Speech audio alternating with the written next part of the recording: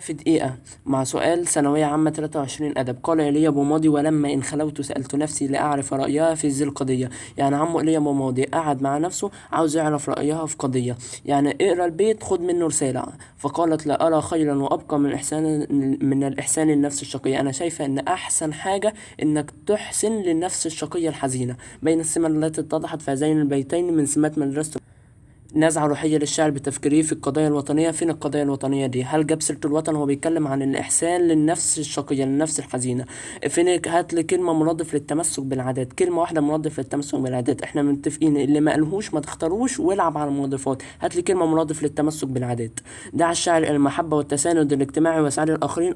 دي الصح. فين دي؟ المحبة والتساند الاجتماعي مرادف للإحسان. الإحسان أن أحسن للنفس الحزينة، يعني أسعدها وأفرحها عن طريق اللي أنا أقف جنبها، اللي هي التساند الاجتماعي. اتضحت نزعة الشاعر لاستبطان النفس الشقية. هل بيستبطن وبيعرف اللي جوه النفس الشقية ولا اللي جوه نفسه؟ لما انخلوت سألت نفسي، هو بيسأل ويستبطن نفسه مش النفس الشقية. اللي ما قالهوش ما تختاروش واللعب على المضيفات.